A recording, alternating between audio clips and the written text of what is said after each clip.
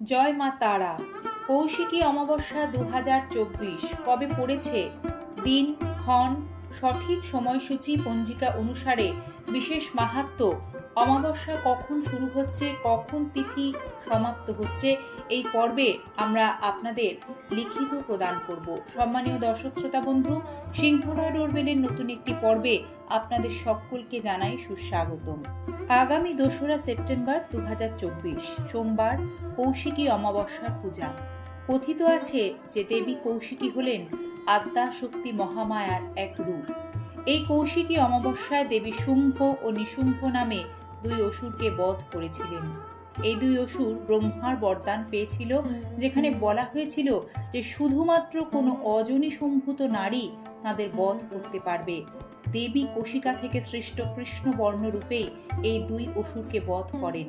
কথিত আছে এই অমাবস্যার দিনেই তিনি তাদের বধ করেছিলেন। সেই থেকেই ভাদ্র মাসের এই অমাবস্যা কৌশিকী অমাবস্যা নামে পরিচিত।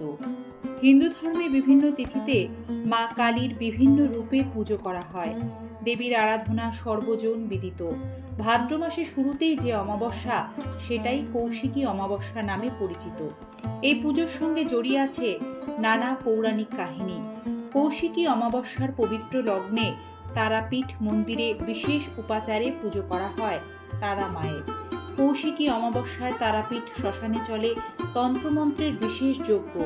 বৌদ্ধ ও হিন্দু তন্ত্রে এই দিনের এক বিশেষ মাহাত্ম্য আছে। তন্ত্রমতে এই রাতকে তারা রাত্রিও বলা হয়। কৌশিকী অমাবস্যার পৌরাণিক ইতিহাস ও মাহাত্ম্য।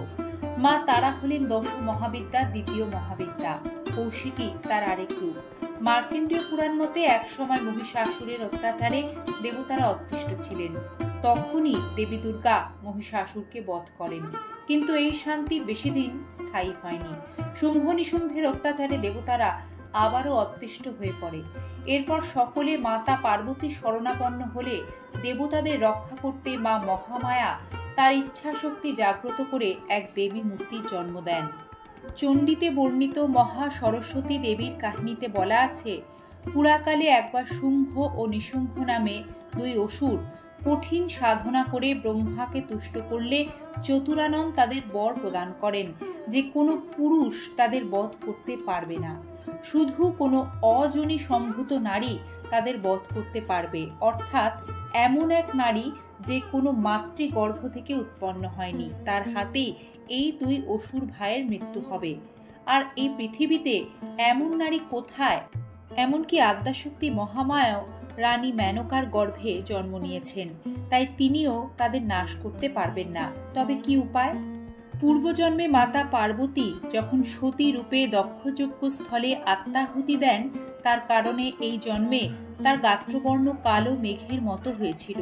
তাই ভোলানাথ তাকে আদর করে কালিকা ডাকতেন। একদিন দানব ভাইদের দ্বারা পীড়িত দেবতারা যখন ক্লান্ত কৈলাসে আশ্রয় নিলেন, শিব সব দেবতাদের সামনেই পার্বতীকে বললেন, কালিকা, তুমি ওদের উদ্ধার করো। সবার সামনে কালী বলে ডাকাতে পার্বতী অত্যন্ত ক্ষুব্ধ, অপমানিত ও ক্রোধিত মনে মানস সরোবরের ধারে কঠিন তপস্যা করলেন এবং তপস্যান্তে শীতল মানস সরোবরের জলে স্নান করে নিজের দেহের সব কালো কোশিকা পরিত্যাগ করলেন ও পূর্ণিমার চাঁদের মতো গাত্রবর্ণ ধারণ করলেন। ওই কালো কোশিকাগুলি থেকে এক অপূর্ব সুন্দর কৃষ্ণবর্ণ দেবীর সৃষ্টি হয়, আর তিনি দেবী কৌশিকী। দেবী কৌশিকী অজনী সম্ভবা ছিলেন। সেই কারণে কৌশিকী দেবী শুম্ভ ও নিশুম্ভকে বধ করেন। যুদ্ধকালীন সময়ে দেবী কৌশিকীর শরীর থেকে হাজারো যোদ্ধা মাতৃকা কুল সৃষ্ট হয় এবং তারাই সমগ্র অসুরকুলকে বিনাশ করে। আর এই ঘটনাটি ভাদ্র অমাবস্যায় ঘটে। পরবর্তীকালে এটি কৌশিকী অমাবস্যা নামে পরিচিত হয়। কথিত আছে সাধক বামাখ্যাপা 1274 বঙ্গাব্দে কৌশিকী অমাবস্যায় তারাপীঠ মহাশ্মশানে শ্বেত শিমুল বৃক্ষের তলায় সিদ্ধি লাভ করেছিলেন। ধ্যানমগ্ন বামাখ্যাপা এদিন তার তারা মায়ের আবির্ভাব পান। এছাড়াও শোনা যায় এই তিথিতেই কৌশিকী রূপে মা তারা বিশেষ সন্ধিক্ষণে শুম্ভ নিশুম্ভ নামক অসুরদের দমন করেছিলেন। সেই নাম থেকেই কৌশিকী অমাবস্যা নামটি এসেছে এবং এই তিথি বিশেষভাবে গুরুত্বপূর্ণ হয়ে উঠেছে। বিশ্বাস অনুযায়ী কৌশিকী অমাবস্যা তিথিতে বিশেষ পুজোয় অংশগ্রহণ করে দ্বারকা নদীতে স্নান করলে জীবনের সব পাপ থেকে মুক্তি মেলে। এদিন সঠিক উপায়ে পূজা সম্পন্ন করলে এবং গৃহের কল্যাণে কয়েকটি নিয়ম পালন করলে জীবনে সৌভাগ্য আসে মা তারার আশীর্বাদে। বাস্তু ও জ্যোতিষ মতে কৌশিকী অমাবস্যার দিন গৃহের কল্যাণে আপনারা অবশ্যই এই কয়েকটি নিয়ম পালন করবেন। কৌশিকী অমাবস্যার দিন সংযম পালন করার বিধান রয়েছে শাস্ত্রমতে, তাই এই দিন উপোস রাখতে পারলে খুবই ভালো। তা না পারলে অবশ্যই নিরামিষ আহার গ্রহণ করুন। এই একটা দিন অন্তত চেষ্টা করুন তামসিক আমিষ জাতীয় আহার গ্রহণ থেকে বিরত থাকতে। এদিন মা তারার পায়ে সিঁদুর ও লাল রক্ত জবা নিবেদন করুন ও ভক্তি ভরে প্রার্থনা করুন। এতে আপনার জীবন থেকে সমস্ত বাধা বিপত্তি, অমাবস্যার কালো ছায়া ও অশুভ প্রভাব সরে যাবে মায়ের আশীর্বাদে। কৌশিকী অমাবস্যার দিন সন্ধে বেলায় বাড়ির সদর দরজার সামনে দুটি তিলের তেলের প্রদীপ জ্বালাবেন। এতে বাড়ির সমস্ত নেগেটিভ শক্তি যেমন বেরিয়ে যায়, তেমনি পজিটিভ শক্তির আবির্ভাব ঘটে। তাছাড়াও বাড়িতে কোনো কুশক্তি, অশুভ শক্তি প্রবেশ করতে পারে না। কৌশিকী অমাবস্যার দিন আপনার বাড়ি ঘর খুব সুন্দরভাবে পরিষ্কার রাখবেন। এদিন ভুল করেও দেরি করে ঘুম থেকে উঠবেন না। সকাল সকাল স্নান সেরে নেবেন এবং বাড়িঘর যাতে পরিষ্কার থাকে তার পাশাপাশি কোনো এঁটো বাসনপত্র যাতে না থাকে সেদিকেও খেয়াল রাখবেন। কোনো পুরনো ছেঁড়া জামা কাপড় থাকলে সেগুলোকে ভাঁজ করে ঢেকে গুছিয়ে রাখবেন। শুধু বাড়ি নয়, বাড়ির সামনের উঠোনও পরিষ্কার রাখবেন। এই কৌশিকী অমাবস্যার সন্ধেবেলায় আপনার বাড়িতে লবঙ্গ ও কর্পূরের বাতি জ্বালাবেন। এতে করেও বাস্তু দোষ দূর হয়। জ্যোতিষ ও তন্ত্র মতে কৌশিকী অমাবস্যার রাতে এক বিশেষ মুহূর্তে স্বর্গ ও নরক উভয় দরজাই কিছুক্ষণের জন্য খুলে যায়। এই সময় ধনাত্মক অথবা ঋণাত্মক শক্তি নিয়ে সাধক তার সাধনা সম্পন্ন করতে পারেন বলেও বিশ্বাস। এতে অনেকেই সিদ্ধিলাভ করেন বলে মনে করা হয়।